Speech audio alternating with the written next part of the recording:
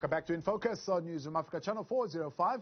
A Sudanese court has ordered that internet services be reconnected, but despite Tuesday's ruling, most of the country has remained disconnected for the past 2 weeks. Now, it follows a military takeover late last month, disbanding the government, declaring a state of emergency and detaining leaders. Since then, online access has largely been blocked and phone lines have also been intermittently disrupted.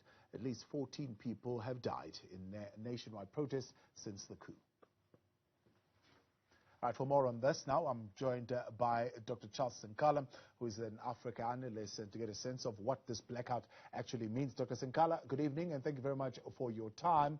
Are you surprised at all that 24 hours after the court ruling, at least, the blackout of internet services still continues? Yes, thank you very much, and good evening to your viewers. Thank you for having me. Yes, it is quite unfortunate that, these tools of the media that's supposed to be used to inform the people are the ones which have been stopped, in terms of containing the situation there in Sudan, and this just escalates the violence.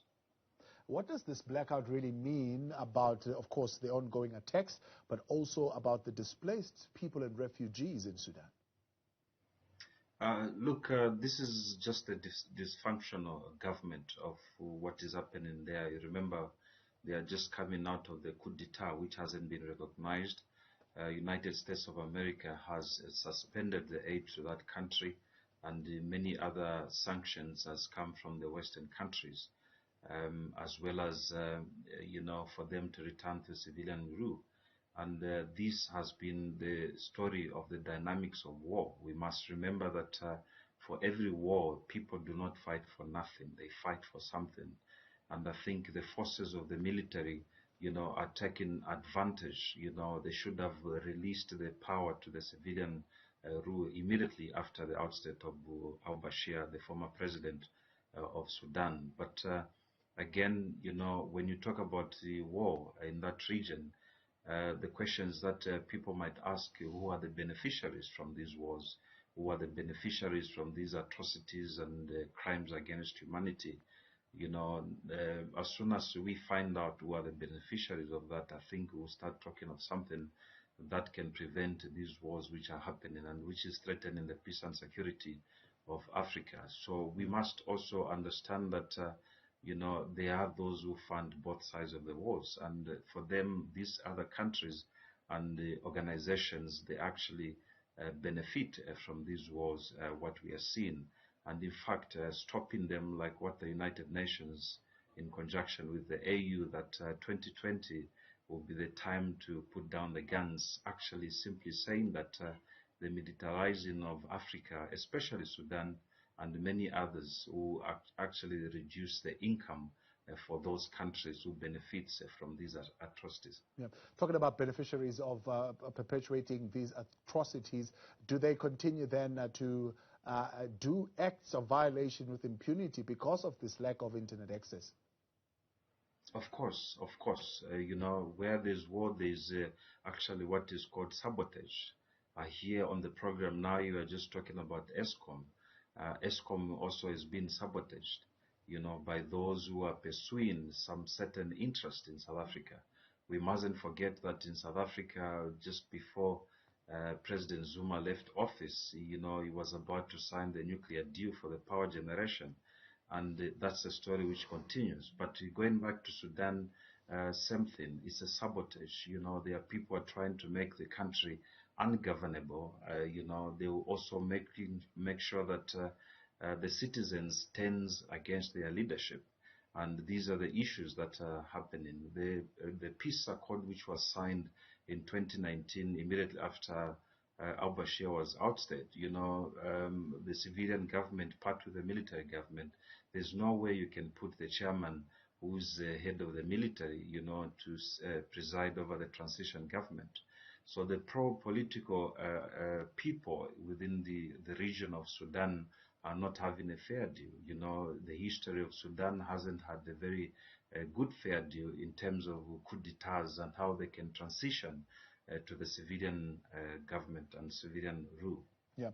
Mediation efforts seemingly having stalled at this particular point. Are there any hopes of them being revived? But also Burhan saying that he is committed to appointing a technocratic cabinet until elections in July 2023. However, it's reported, up until this point, there is really no cabinet that has been set up. No, there can't be. I've never heard of any military government or military transition government which has the cabinet. The cabinet can only be with the political will and political power by the civilian government, government of unity, to preside over that. So what is happening is simply lip service in that country, because there's no way they're gonna delay the elections. In fact, the July stated date for the elections is actually too late. People are dying, people are being incarcerated, especially political opponents and the pro-democracy people are being arrested, and many of the things which we cannot see on the media, that happen there in Sudan. Part of the options that they have is one, to not recognize the military coup, which is also suicidal. Because the generals, those who participated in the coup d'etat, they want to be protected in terms of the immunity of the crimes that they have committed of the coup.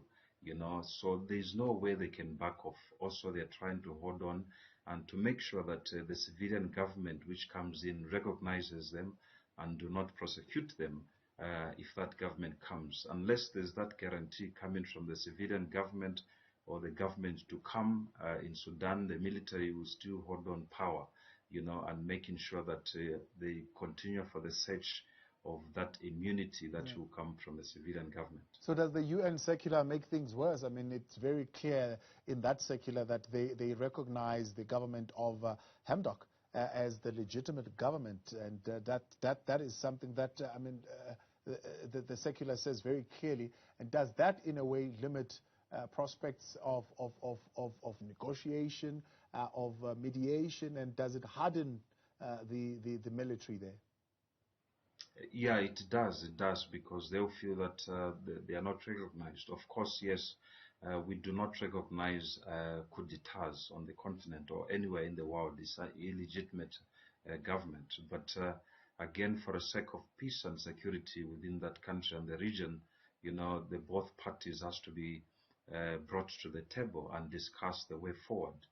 Yes, they took out a coup, which they do not want to accept that it's a coup d'etat. I'm sure a sacrifice has to be made for them to be given that immunity, that they shall not be prosecuted going forward. But again, what precedents are they setting up going forward? This is not the first coup d'etat which has happened in Sudan. So the United Nations, the Peace Security Council, and the AU as well has teamed up. Especially the AU has sent an envoy there, who is the former president of Nigeria, Obasanjo, who's going there to see if he can mediate the peace talks. But that will also be fruitless because of what is happening is so fragile at this stage. And I think what needs to happen is to allow democracy, and the civilian rule to come in that country. And yes, they will have to sacrifice something, for every war, people die. We are not saying people should die there, but if those military wants to be given that immunity, they should be given, and maybe prosecute them afterwards to set a precedence that military coup d'etats are not allowed anywhere in the world, as they bring so much conflict. Local resistance there, some committees that are forming, albeit very difficult to organize at this particular point because of the internet blackout. How important are they in this equation? They are quite important. I see that the young people who are taken on to the streets, and the pro-democracy, civil rights organizations, and many human rights organizations has come forth to support the call for the civilian rule. And I think through those protests, I think something will start happening. And I think the only challenge is that if sanctions like now has been given to Sudan, only the poor people who are suffering these sanctions. These sanctions are supposed to be imposed on the generals who took over the country's leadership from the legitimate government of the prime minister, as well. Like I said, they can't back off also. It is quite unfortunate that they have to move forward and fight towards the last neck and tooth.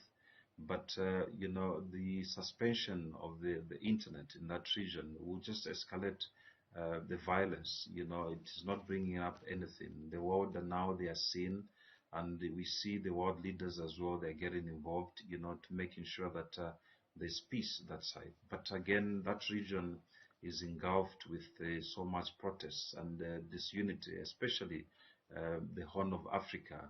You must remember, immediately after the Prime Minister Ahmed of Ethiopia was elected, I think he took chance to go around the block there and negotiate with the countries that they should open borders and they should start making pact in terms of military, so that it's the African military. But again, immediately after winning that Nobel Peace Prize, we have problems again in Ethiopia, Eritrea, Sudan, and the surrounding region. Dr. Sankala, appreciate your time and thank you very much for joining us tonight here on In Focus.